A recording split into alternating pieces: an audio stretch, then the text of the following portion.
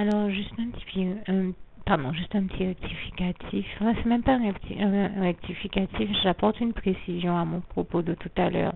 Je trouve qu'il peut être intéressant et important de préciser que,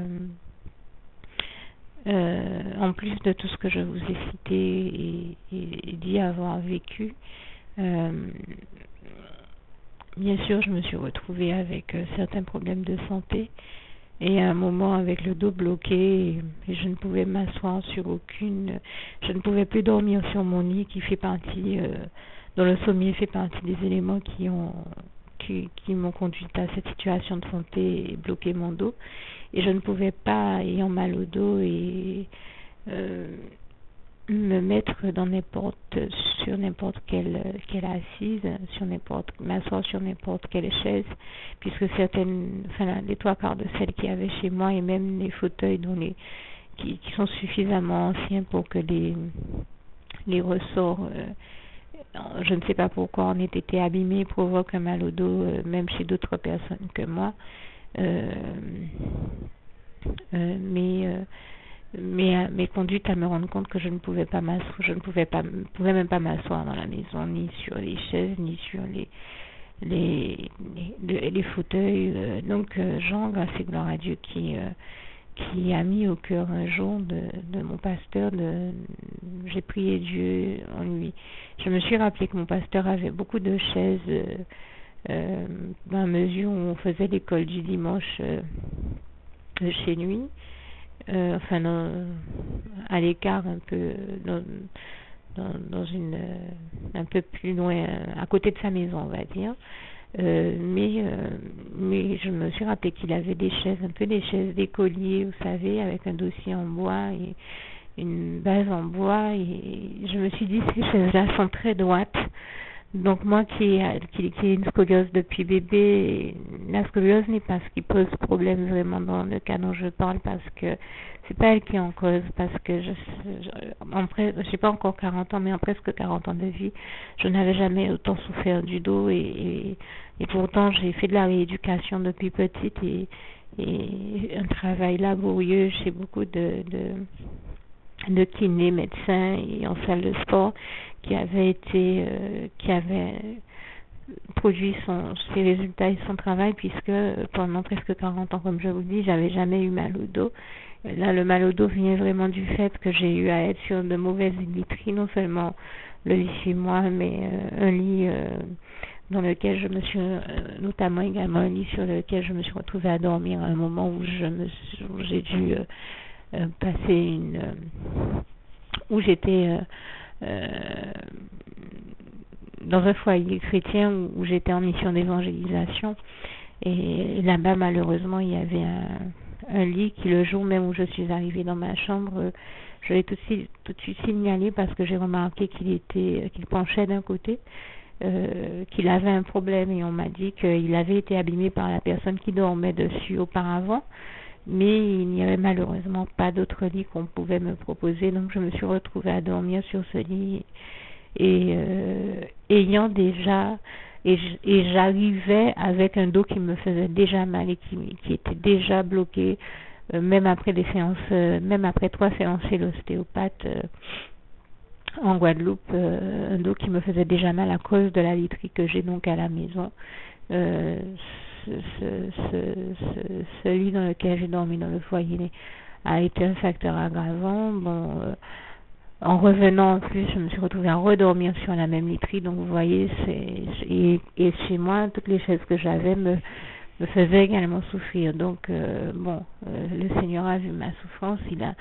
Je lui ai demandé de mettre au cœur de mon pasteur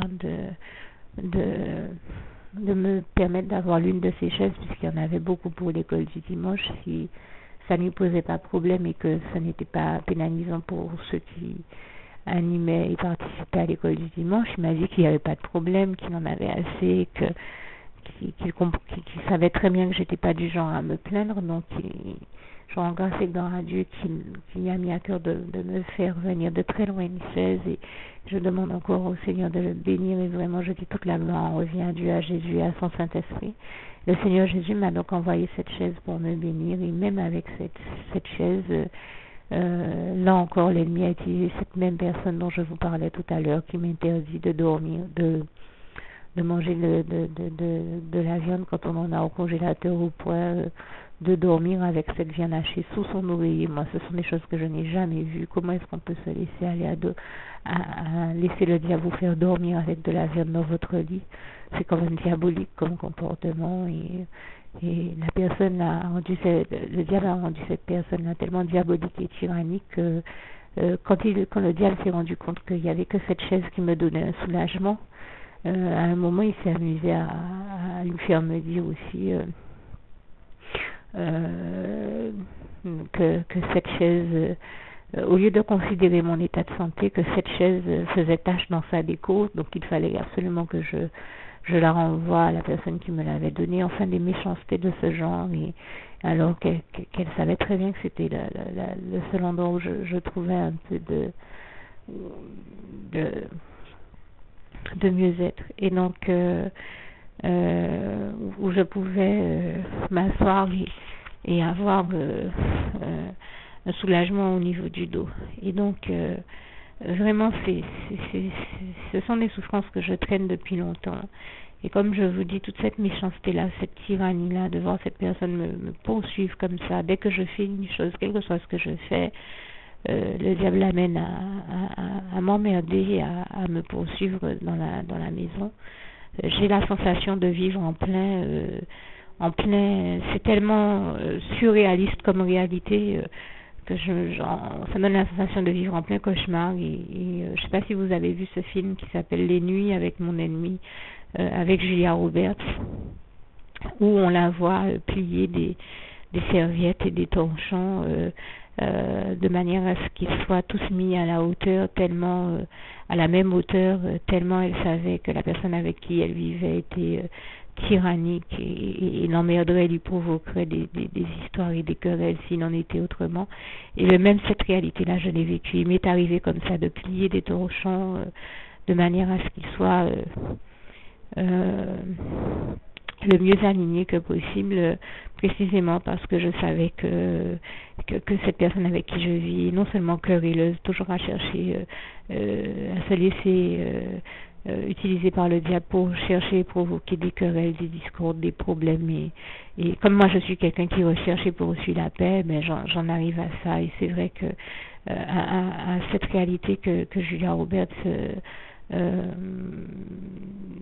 montrait dans le rôle qu'elle jouait dans ce film Les Nuits avec mon ennemi. Ce film m'a marqué parce que justement je me disais, mais comment est-ce que quelqu'un peut en arriver à vivre une telle souffrance? Eh bien, je me retrouve dans des conditions différentes qu'elle, puisqu'elle dans le film c'était son mari qui la tyrannisait. Moi, c'est un membre proche de ma famille. C'est des conditions différentes. Je ne considère pas la personne avec qui je vis comme mon mari, et jamais je la considère comme la personne, le rôle qu'elle tient dans ma famille, dans sa position de membre de ma famille proche. Je mets les choses à leur place, mais je peux vous assurer que malheureusement c'est la même tyrannie dont on voit exister dans ce film-là, dont je fais l'objet, que je vis au quotidien.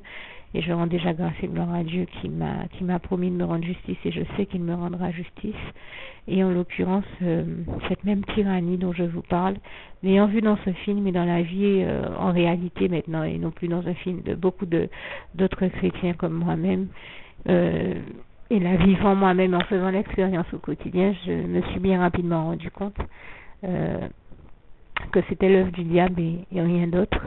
Donc moi, j'invite vraiment tous ceux qui vivent ce type de réalité à ne surtout pas se laisser aller à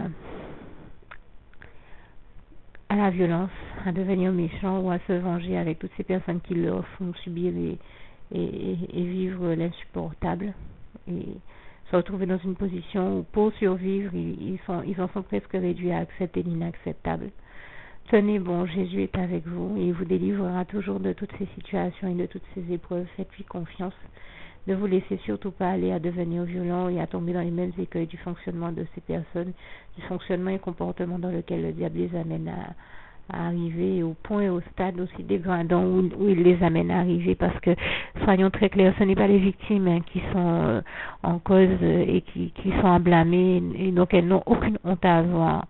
Ce ne sont pas les victimes qui sont à blâmer dans ces cas-là, comme je sais que je ne suis pas celle qui a blâmé, mais bien les agresseurs. Et le Seigneur Jésus le dit, il n'est jamais dû, quand il y a des situations aussi graves et dans des situations où il y a des victimes et des victimes d'injustice ou de toute autre chose, et des injustices qui sont commises, des oppressions et des agressions, le Seigneur Jésus est toujours du côté des victimes et de tous ceux qui ont subi des injustices, jamais du côté des agresseurs et des oppresseurs. Et il nous le rappelle en Romains 12, verset 19, le Seigneur Jésus le dit, à moi appartient la vengeance et la rétribution. Alors ne tombons pas dans l'écueil d'essayer de nous venger ou de nous faire justice nous-mêmes. Laissons Dieu faire sa justice, parce que l'Éternel, notre merveilleux Dieu d'amour, est le seul juste juge.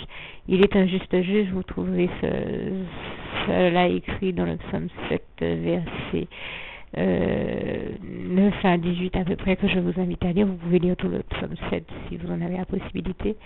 Et surtout, j'ai cité également Isaïe 30, verset 18, heureux tous ceux qui espèrent en l'Éternel notre Dieu, car nous savons qu'il nous rendra toujours justice. Et je citais tout à l'heure le passage de Romains 12, mais que je vous invite à lire. Là aussi, si vous pouvez lire le chapitre tout entier, parce que je le trouve très nourrissant, spirituellement parlant, très riche, très enrichissant et édifiant, notamment le verset 2, mais aussi le verset 21, tout comme je vais vous inviter également à lire Romains 16, verset 20, mais je parlais du diable tout à l'heure. Pour ceux qui doutent de la véracité de mes propos, eh bien, qu'ils se demandent pourquoi dans des passages tels que Romains 16, verset 20, Jean 10, verset 10 à 11 et Jean 8, verset 41 à 47, le Seigneur Jésus nous ouvre les yeux sur la réalité de l'existence du diable. Et il nous dit d'ailleurs, toujours dans ce passage de Jean 8, verset 12, dans ce chapitre de Jean 8, que là aussi je peux vous inviter à lire dans son entièreté, mais vous avez Jean 8, verset 12, où le Seigneur Jésus nous dit, je suis la lumière du monde, celui qui me suit ne marchera point dans les ténèbres, mais il aura la lumière de la vie.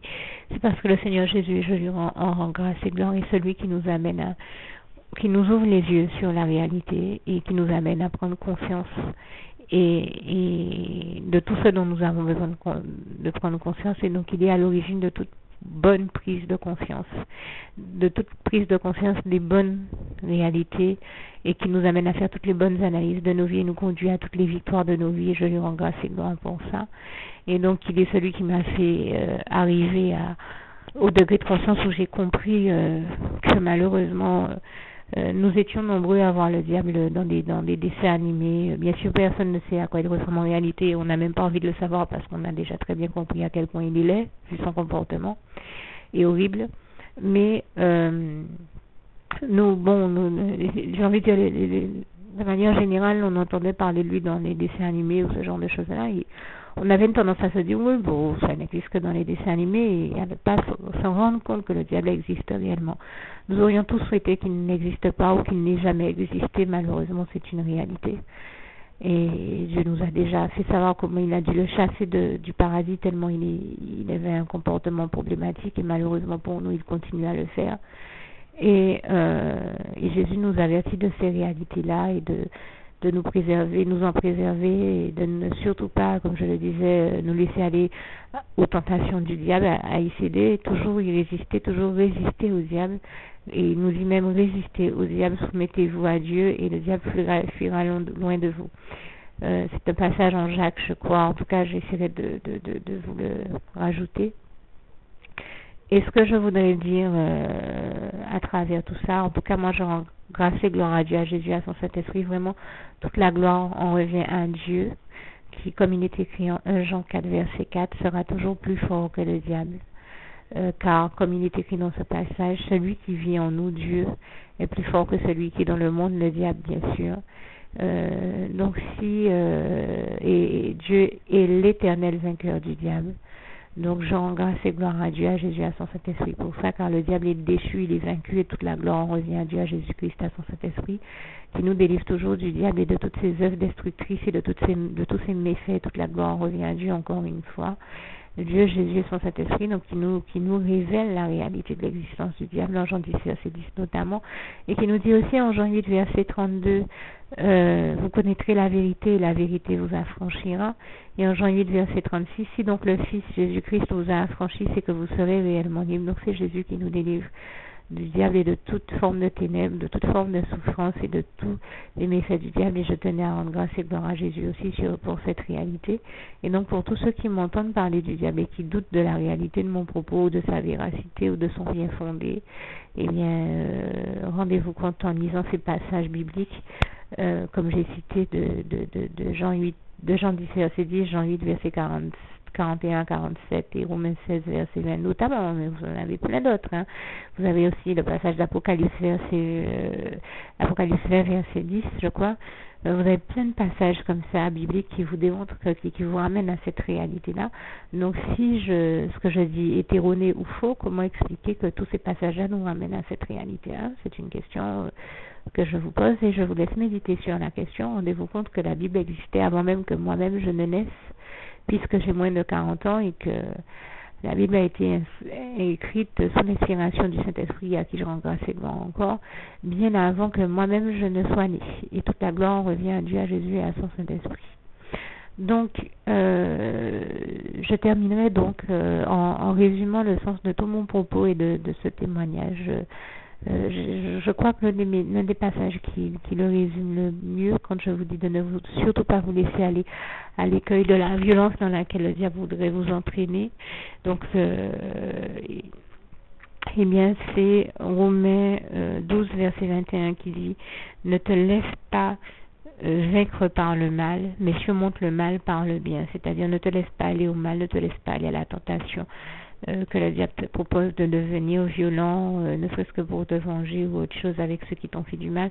Non, ne le laisse pas te conduire à devenir violent, ni violente, que ce soit verbalement, physiquement ou d'une autre manière. En aucune manière. Reste dans la paix du Christ. Vraiment, je termine encore avec ce passage de Philippiens 4, verset 7, qui est le souhait de mon cœur pour vous tous, que la paix de Dieu qui surpasse toute intelligence garde vos cœurs et vos pensées en Jésus-Christ. Que Dieu vous bénisse tous et vous garde et vous remplisse. Que le Seigneur Jésus remplisse vos cœurs de sa paix, la paix du Christ, afin que justement vous ne tombiez dans tous ces écueils. Que Dieu vous bénisse et vous garde. À bientôt.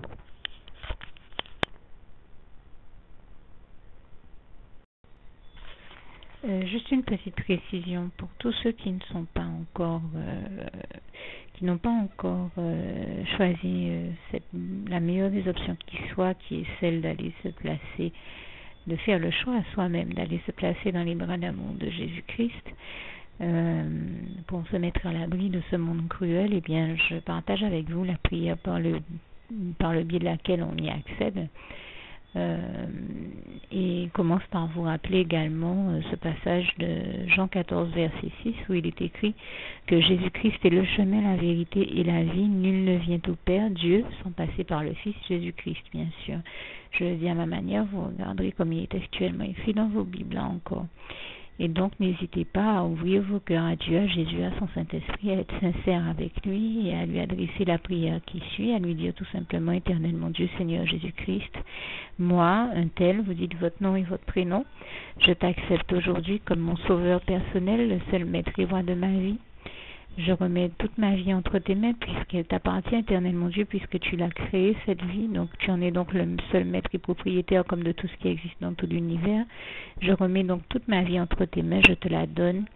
Merci, Éternel mon Dieu, aussi de permettre que cette vie que tu m'as donnée continue à être à ta gloire et que je continue à te servir, à t'appartenir pour l'éternité, d'éternité en éternité. Merci aussi, Seigneur, de faire que je continue donc à te servir et à t'appartenir pour l'éternité, d'éternité en éternité. Et aussi, Seigneur, de m'accorder la grâce de ton pardon et de ta miséricorde pour tous les péchés que j'ai commis tout au long de ma vie, jusqu'à la date d'aujourd'hui incluse. Et c'est au nom puissant du Seigneur Jésus-Christ que j'ai fait cette prière. Et à vous tous qui avez fait cette prière, je vous dis que Dieu vous bénisse abondamment, puissamment, richement. Et surtout, n'hésitez pas à la partager avec tous vos proches et contacts, amis, membres de vos familles, collègues, bien-aimés, tous ceux que vous aimez Et surtout tous ceux à qui Dieu vous mettra à cœur, avec qui Dieu vous mettra à cœur de la partager. Et, et comme j'aime à le dire, si vous n'avez pas encore pris le temps de faire cette prière, comprenez bien que voilà, ça ne vous coûte rien de la faire, c'est gratuit, c'est indolore, et que voilà, vous n'êtes pas obligé de me croire, mais moi il m'est arrivé tout comme vous de devoir faire cette prière un jour dans ma vie, et quand on m'a proposé de la faire, je me suis dit, et si c'était vrai, et si c'était vraiment Dieu qui, par ce biais-là, m'appelait à lui et me demandait de lui donner ma vie, de l'accepter, c'était Jésus qui était en train de vraiment me tendre la main et qui était en train de me demander de l'accepter comme mon sauveur personnel, je ne pourrais pas passer à côté de l'occasion de lui dire oui, parce qu'il faut aussi que je reste ouvert ou ouverte à ce que Dieu peut avoir à me dire. Il faut que je garde mon cœur et mon intellect ouvert à ce que Dieu peut avoir à me dire. Donc je me suis dit, je ne peux pas courir le risque de passer à côté de mon éternité, de passer à côté des meilleures choses de la vie, surtout si le maître et créateur de la vie m'appelle et cherche à me sauver. Pour être sauvé, il faut bien que je lui dise oui, que je souhaite qu'il me sauve. Oui, Seigneur Jésus-Christ, je t'accepte comme mon sauveur personnel.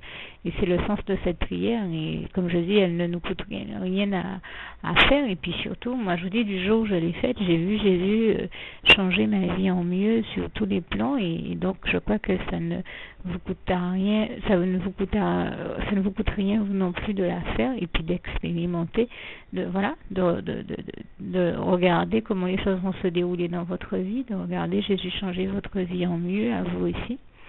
Et voilà, d'en faire l'expérience. Et pour en faire l'expérience, il faut commencer par faire cette prière. Donc si vous ne l'avez pas encore dite, réembobinez tout simplement cette vidéo ou ce document si vous préférez, réécoutez-le et dites avec moi la prière que vous m'avez entendu mentionner. Et n'oubliez surtout jamais que tout est possible à celui qui croit en Dieu, en Jésus-Christ et en son Saint-Esprit, comme il est écrit en Marc 9, verset 23, et que tout est possible à Dieu, comme il est écrit en Marc 10, verset 27. Que Dieu vous bénisse donc et à bientôt.